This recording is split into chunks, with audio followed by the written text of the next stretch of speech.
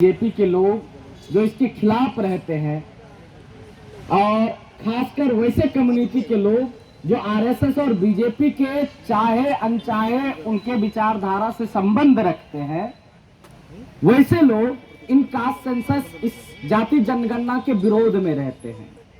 वो कहते हैं कि इन जाति जनगणना से जातिवाद फैलेगी, लेकिन हमारा कहना होता है कि जाति जनगणना से जातिवाद नहीं फैलती है। जब कास्ट सेंसस होता है तो जाति जनगणना के आधार पे ये हमें पता चलता है कि किस जाति के कितने लोग हैं, किस जाति के कितने लोगों को नौकरी मिली है, किस जाति के कितने लोग शिक्षित हैं, अशिक्षित हैं, किस जाति के कितने लोग आज भी रोजगार से बाहर हैं, आज भी शिक्षा के उस कैटेगरी से बाहर हैं। और इसीलिए इस जाति जनगणना कास्ट सेंसस के सवाल पे ऑल इंडिया स्टूडेंट एसोसिएशन हो या इसकी पेरेंट पार्टी बिहार में communist party of India Marxist Leninist CPIML हो, इस सवाल पे ऑल इंडिया स्टूडेंट एसोसिएशन का या सीपीआईएमएल का एक मजबूत दावेदारी रहती है कि हमें कास्ट सेंसस, पूरे नेशनल वाइड कास्ट सेंसस कराना चाहिए। क्योंकि अभी हम लोग बिहार में सरकार के समर्थन में हैं, तो बिहार में हम लोगों ने करवाया और नेशनल वाइड कास्ट सेंसस के लिए ऑल इंडिया स्टूडेंट एसोसिएशन का पिछले दिनों भी हम लोगों ने जंतर मंतर पे कार्यक्रम किया था। पिछले साल हम लोगों ने छात्र संसद किया था, स्टूडेंट पार्लियामेंट किया था, जिसमें ये प्रमुख हमारे मांग थे कास्ट सेंसस, सोशल जस्टिस। आज भी आप देखिए कि आरएसएस बीजेपी के लोग क्या कर रहे हैं, चाहे वो दलित के नाम पे हो। दलित के नाम पे आप राजस्थान में कुछ दिन पहले की घटना अगर आपको याद हो, तो एक बच्चे को जो दलित परिवार से था उसे इसलिए मारा गया क्योंकि उसने स्कूल में अपने शिक्षक के पानी पीने वाले घड़े से पानी पी लिया था और वो शिक्षक अपर कास्ट का था। उसे इसलिए पीटा गया कि वो दलित बच्चा हो करके भी उस घड़े से पानी कैसे पी लिया। इस तरह के तमाम घटनाएं हमारे देश में होती रहती हैं। चाहे बिल्किस बानो का मामला हो, अभी कल ही बिल्किस बानो के मामले पर सुप्रीम कोर्ट का फैसला आया। मैं उस फैसले का स्वागत करता हूं। सुप्रीम कोर्ट का यह हस्तक्षेप बहुत जरूरी हस्तक्षेप था, जिस बिल्किस बानो के लिए यह कहा गया कि इनका रेप करने वाले लोग संस्कारी लोग हैं और उसको 15 अगस्त के दिन उसे रिहा किया गया जेल से, संस्कारी लोग बता करके।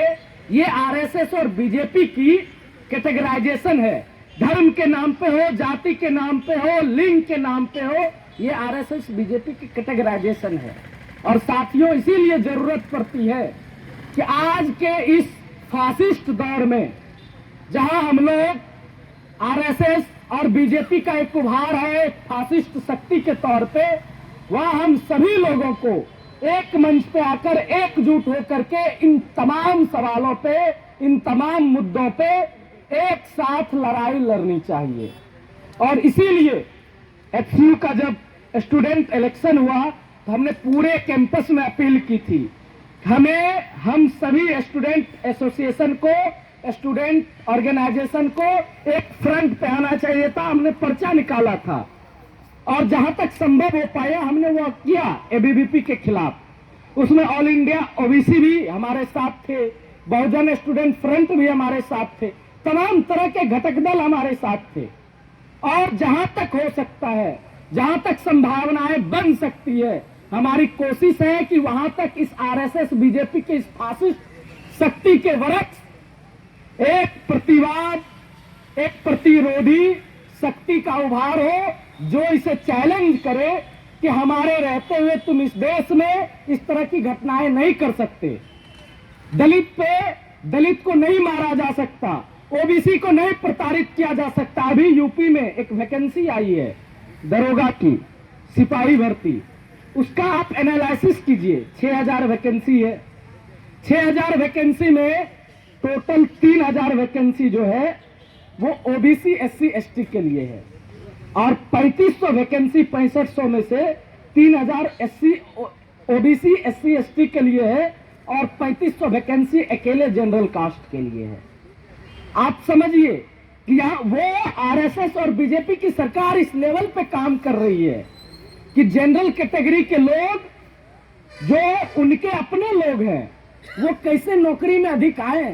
वो कहने का तो रोजगार के नाम पर वैकेंसी निकाल दी, लेकिन अकेले जिसकी संख्या यूपी में सबसे अधिक कम है, सबसे कम है संख्या, और जिसकी संख्या सबसे अधिक है ओबीसी की हो, एससी की हो, एसटी की हो, उसके अंदर में उसके लिए सबसे कम पोस्ट निकाला गया 3,000 पोस्ट। जिसकी सबसे कम है उसके लिए 3500 पोस्ट। ये आरएसएस बीजेपी का कैटेगराइजेशन है। इस स्तर पे आरएसएस बीजेपी काम कर रही है। अभी डीयू में प्रोफेसर, असिस्टेंट प्रोफेसर की वैकेंसी आई, उसमें पीएचडी वाले लोग उन्हें नहीं चाहिए। जो लोग पीजी करके पीएचडी में मात्र एडमिशन लिए उनको भी उन्होंने भर्ती किया है। सिर्फ उनका एक पैमाना है कि वो आरएसएस और बीजेपी का आदमी हो, एबीवीपी का आदमी हो, बस यही एक पैमाना है। जब इस स्तर पे